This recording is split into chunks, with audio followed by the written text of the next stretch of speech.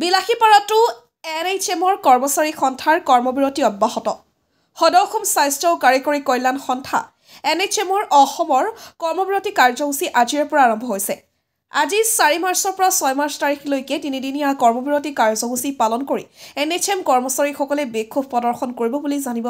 পৰা গৈছে বিলাসীপাৰা আদৰ্শ চিকিৎসালয়ত NHMৰ অধীনত কৰ্মৰত ঠিকাভিত্তিক কৰ্মচাৰীসকলক সন্মান সহকাৰে জীয়াই থাকিবলৈ দিয়ক ৰাষ্ট্ৰীয় স্বাস্থ্য অভিযান অসমৰ অধীনত কৰ্মচাৰীসকলৰ বাবে পেঞ্চনৰ ব্যৱস্থা কৰক আমাৰ NHMৰ অধীনত কৰ্মৰত প্ৰায় 24,000 কৰ্মচাৰীক স্পেচিয়েল ৰিক্ৰুইটমেণ্টৰ দ্বাৰা পাৰ্মানেণ্ট কৰা আৰু we need 7 scale with pay protection আৰু বিভিন্ন দাবীসমূহ পূৰণ কৰিব লাগে বুলি কৰ্মচাৰীসকলে কৰ্মবিৰতি কাৰ্যসূচী পালনেৰে দাবী উত্থাপন কৰিব বিলাসীপাৰাৰ পৰা জহিৰুল ইছলামৰ report north east frontier news আৰু সপ্তম আয়োগৰ চাকৰি নিয়মীকৰণ নকৰালৈ আমাৰ সপ্তম আয়োগৰ অধীনত মানে দৰমহা দিব লাগে এইবিলাক আমাৰ কিছুমান দীৰ্ঘদিনীয়া দাবী আছে এইকাৰণে আজি আমি কৰ্মবিৰতি লৈছোঁ আমি আজি অসমৰ আমাৰ ইয়াতে বুলি নহয় সমগ্ৰ অসমৰ প্ৰত্যেকখন ডিষ্ট্ৰিক্টৰ প্ৰত্যেকখন হস্পিটেলতে আজি এই কাৰ্যসূচী মানে হাতত লৈছে যেতিয়ালৈকে আমাৰ চাকৰি নিয়মীকৰণ নকৰে তেতিয়ালৈকে আমি এই সংগ্ৰাম চলাই যাম আৰু আমাৰ 7 পে হাৰত মানে অধীনত আমাক দৰমহা দিব এইবিলাকে আমাৰ দাবী আছে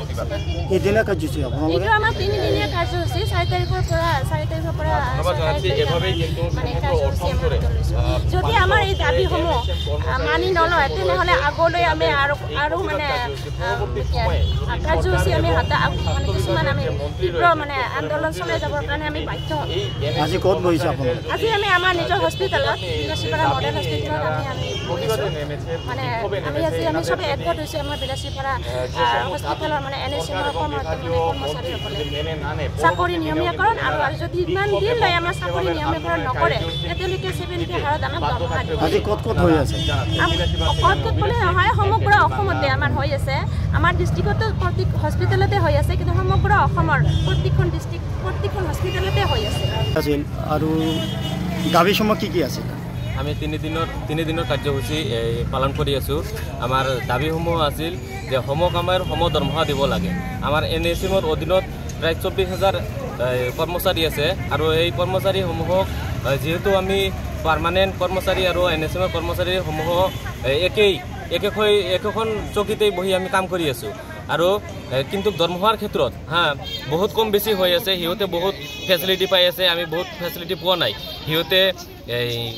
যেটো বেংক লোন পাই আছে সিহঁতৰ হোম লোন পাই আছে সিহঁতে বহুত কিবা সুবিধা পাই আছে কিন্তু আমি NHMৰ এমপ্লয়ীখিনি সেই সুবিধাখিনি পোৱা নাই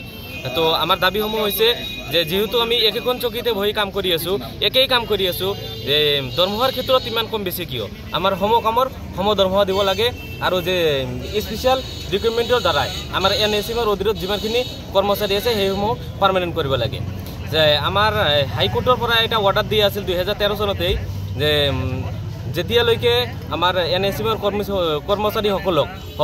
পাৰ্মানেণ্ট কৰা নহয় তেতিয়ালৈকে সমকামৰ দৰমহা দিব লাগে কিন্তু আমাৰ চৰকাৰে এতিয়ালৈকে সেই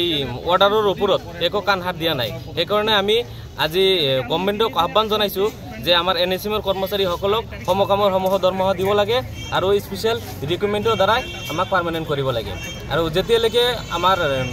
এইটো দাবীসমূহ আমাৰ গভৰ্ণমেণ্টে মানি নলয় তেতিয়ালৈকে আমি এটাৰ পিছত এটা আন্দোলনৰ কাৰ্যসূচী হাতত ল'বলৈ আমি বাধ্য হ'ম